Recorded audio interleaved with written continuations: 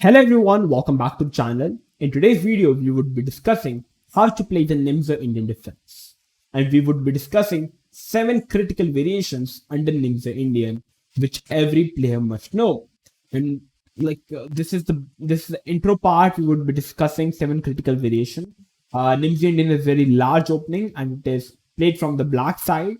Once white plays the move d4, it is a very good opening and a very stable opening, very solid opening. And I guess after learning this opening and after watching the video, you would be able to simply master the basics of Nimzo-Indian and you would simply fall into love with this particular variation, with this opening. And it's the best opening, I would say, with the black pieces, even in the top level grandmasters like Magnus Carlsen, Anish Giri, Surya Ganguly, and many more players, Vishwanathan Anand, Gary Kasparov, Anatoly Karpov. Many players, strong players, play this opening in their lifetime, and it is a very good opening, and we are going to discuss it. So now let's quickly check out the 7 critical variations we are going to discuss. So coming on to the first variation under Nimzo-Indian Defense. First of all, white continues with 1d4. We played knight f6, c4, e6, knight to c3. And from here, the Nimzo-Indian Defense begin. After knight c3, we do not play the move d5 or b6, the Queen's Indian, but we play the move bishop to b4. This particular structure is known as the Nimzo-Indian Defense. And I'm pretty sure that most of the viewers, 99% of the viewers, have already seen this position on the board in an online game or something. So after bishop to b4, there are many ways for white to continue. That is the very reason Nimzo-Indian is a vast opening. And after bishop to b4, first we would be discussing what happens if white plays the move queen to b3, which is a very natural move. It hits the bishop, and if you try to capture the knight, you would be simply capturing the bishop with the queen, not harming the pawn structure, and white is pretty good to go. So after queen to b3, what we do here is there are many ways to continue, but the most stable way to continue here is to play the move c5. And after playing the move c5, you do not only defend the bishop on b4, but you also hit the pawn on d4. So after c5, the most natural reply for white is to capture the pawn on c5. And once white captures, white is simply asking black that I'm now currently hitting the bishop. So if you try to capture the pawn on c5, it would simply be a waste move because you simply put your bishop to b4 and now you're capturing the pawn on c5. So you basically eventually end up being a move down because you simply wasted a move putting the bishop to b4 and now putting the bishop to c5. So at the place of capturing the pawn on c5, we play the move knight to c6. Many players would be thinking that we are pawn down, but guys, you must remember that the c5 pawn is extremely weak and white can't really possibly defend the c5 pawn. So after knight to c6, white simply develops with a knight to f3, a common way of development. After knight f3, we still do not capture the pawn on c5, but we play the move knight to e4.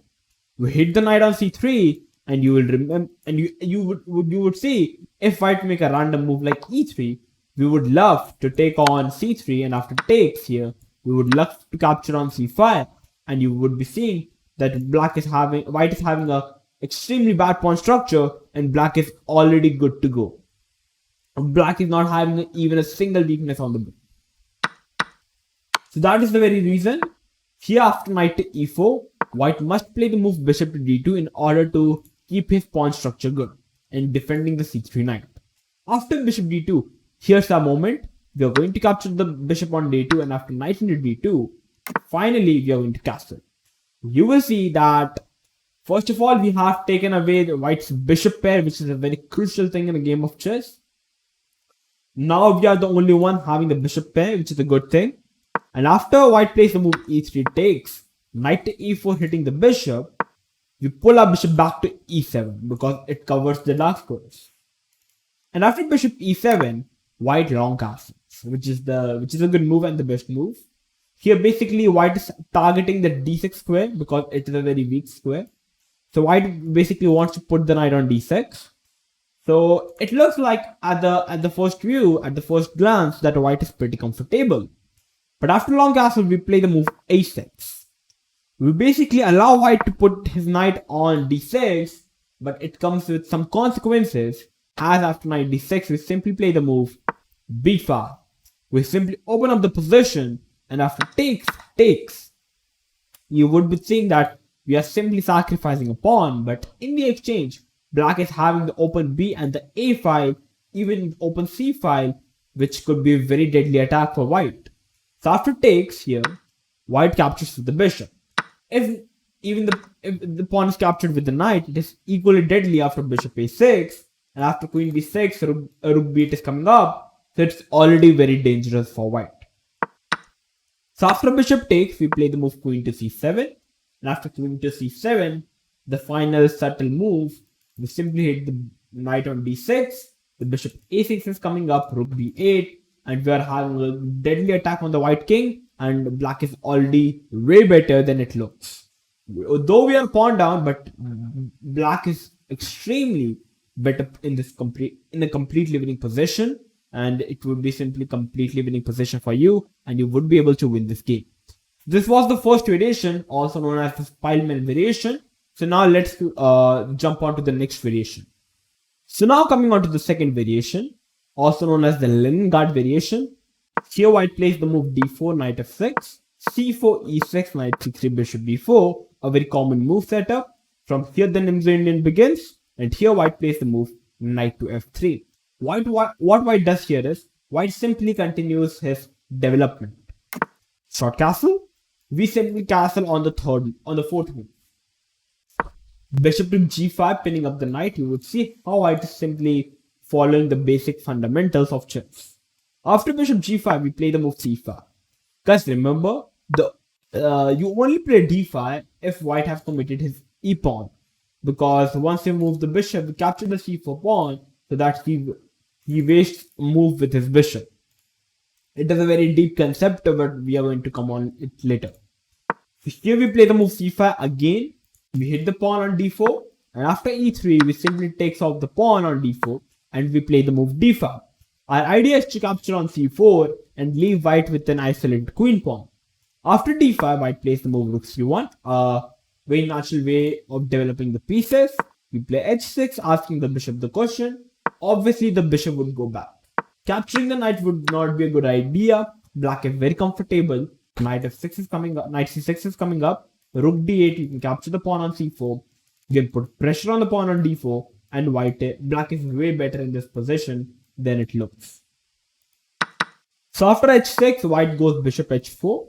We play knight to c6, a3, and after a3, many of you would be thinking we must capture the knight on c3.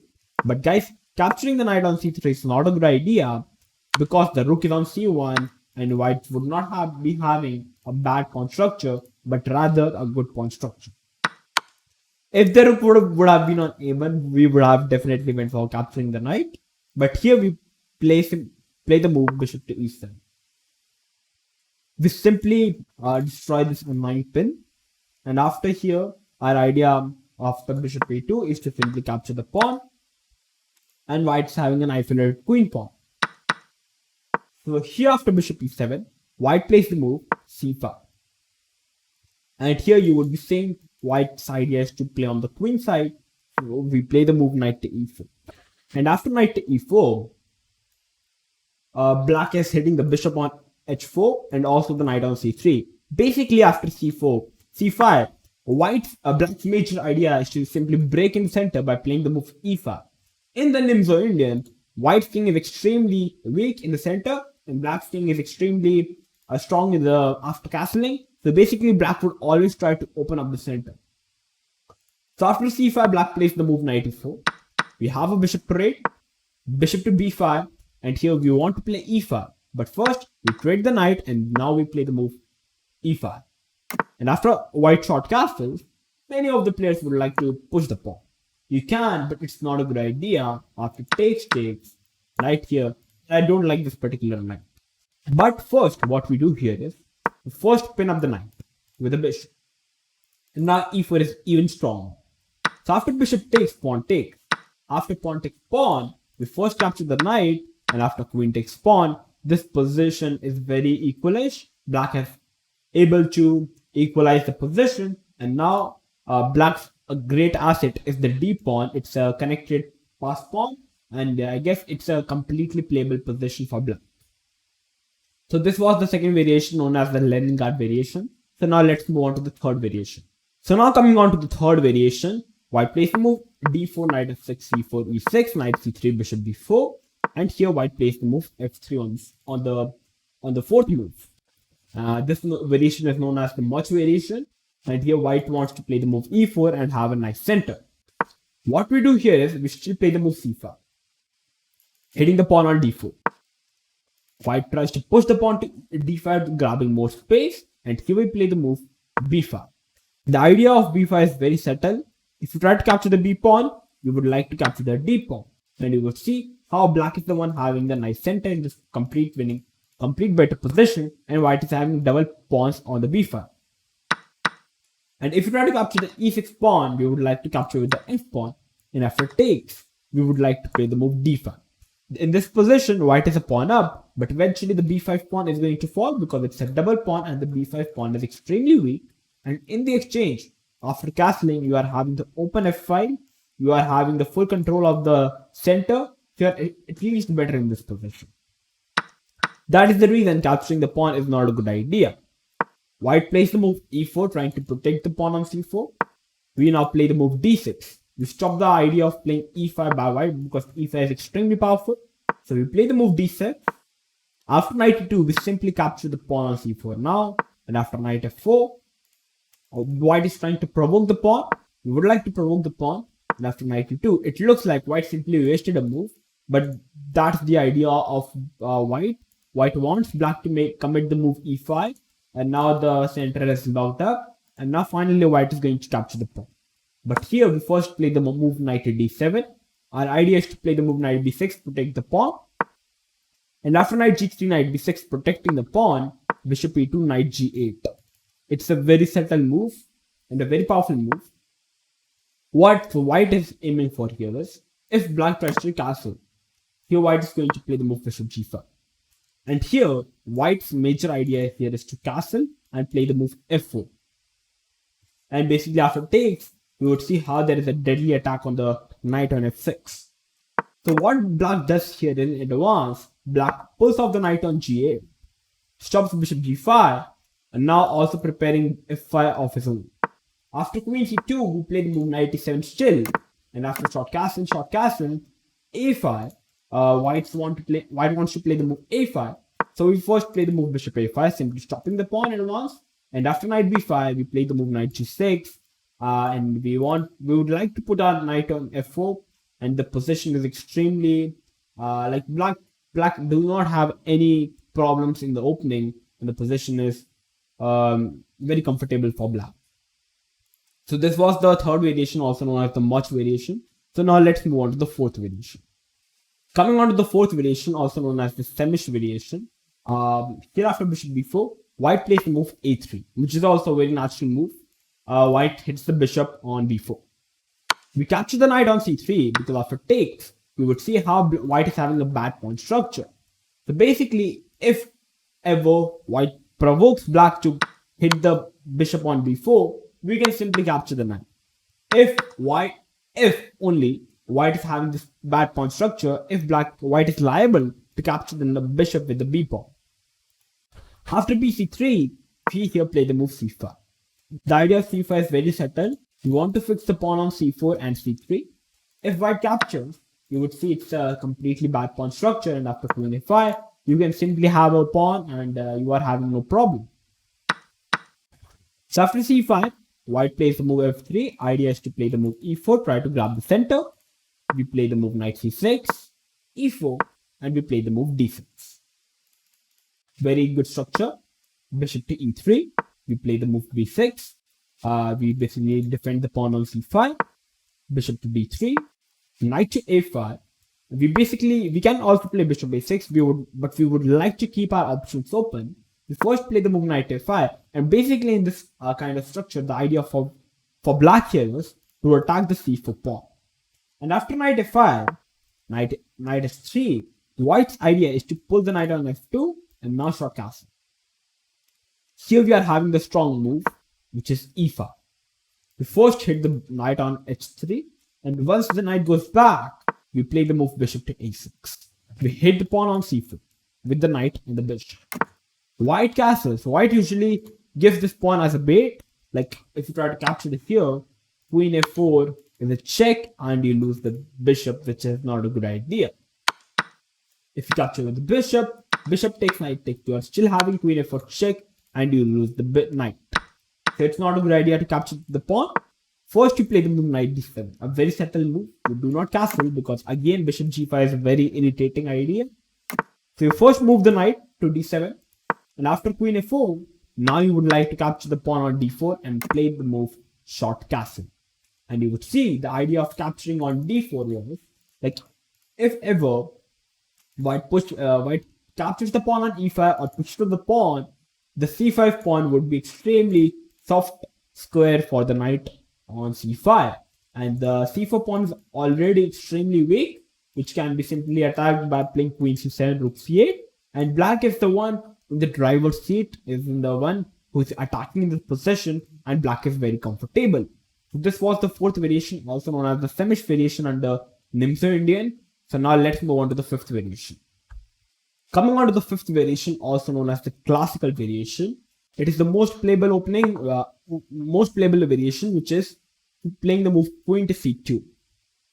White simply defends the knight on c3 with the queen, and after short castle, white plays the move a3, hits the bishop. We capture the knight on c3.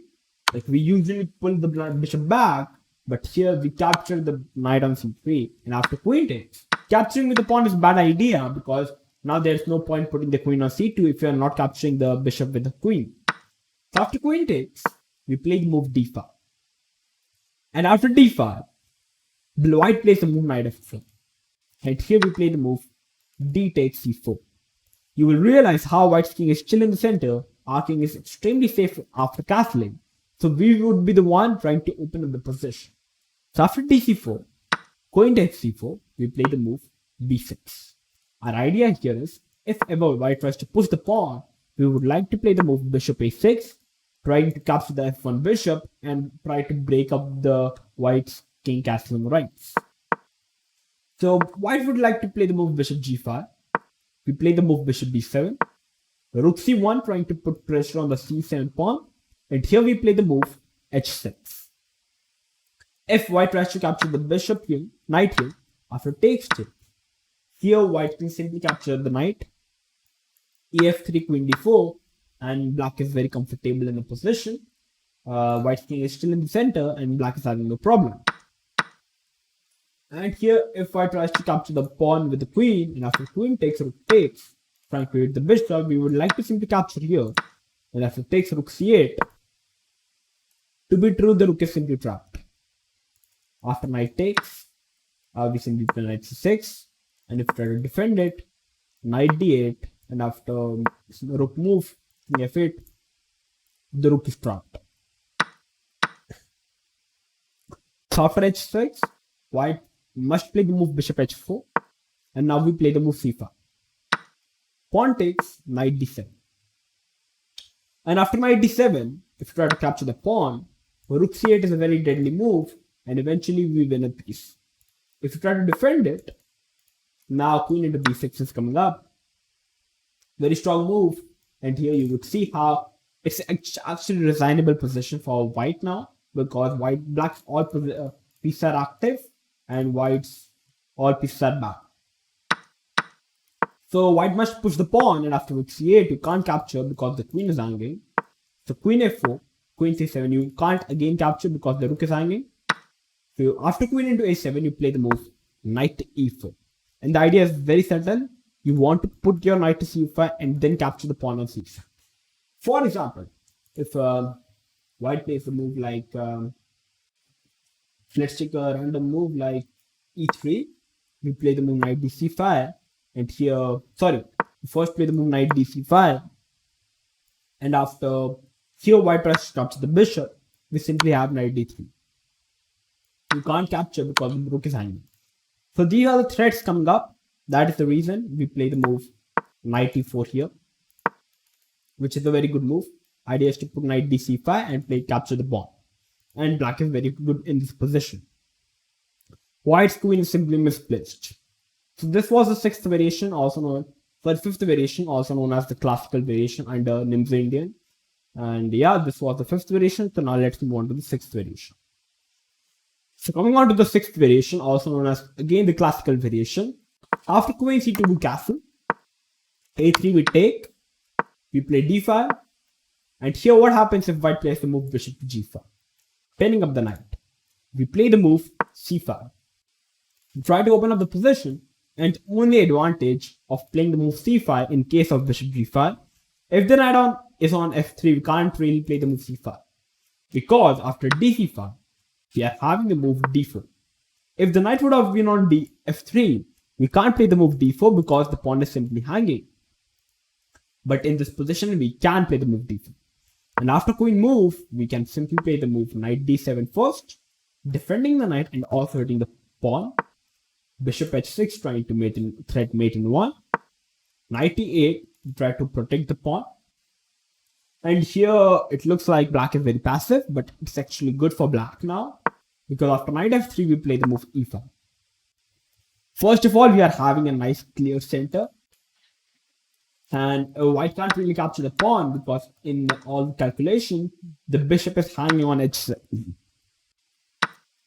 So after e5, white plays move rook d1, which is the most natural move, and here we play the move f5.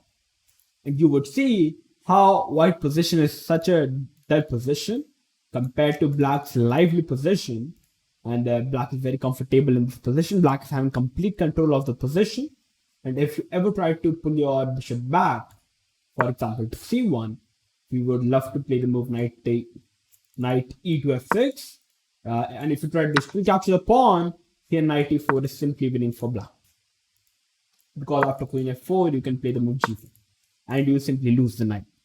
So these are the threats coming up. So this was the sixth variation, also known as again the classical variation. So now let's move on to the seventh variation. Coming on to the seventh variation, again the classical variation. Queen to c2, short castle, a3, we take, we play the move d5, bishop g5, we play the move c5, and after takes g4, white plays the move queen to f3. White's idea here is to capture the knight on f6 and then capture the queen on f6. So we again play the move knight df6, knight d7. So here we have e3, white trying to open up the position. We first play the move h6, bishop h4. If you try to capture, we would like to capture with the knight, and after pawn takes, queen takes, white king is extremely weak because it's in the center. We take the advantage of it. So after h6, white must pull the bishop back. We play the move e5. Very strong move. e4 is coming up. So white must capture, takes, long castle. That is the only way white must survive, or else rook 8 is very deadly. So after long castle, now that is the reason we play h6 is going to prove now, because after g4, white goes back and knight into c5, and black is way better. Black is way better.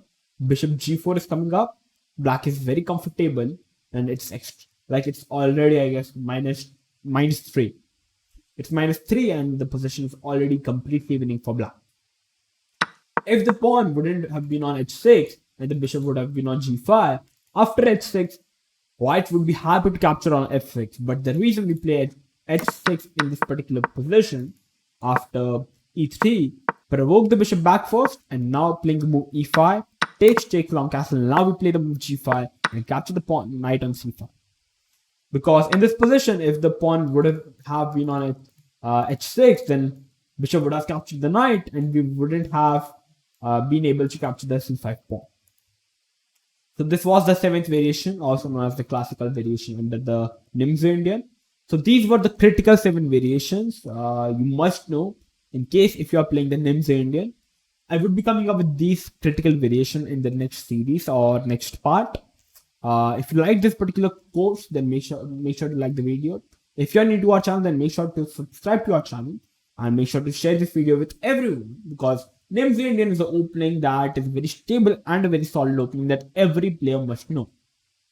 So I'm going to come up with these instructive videos like this. So till then, stay tuned and keep watching. OneShot chess.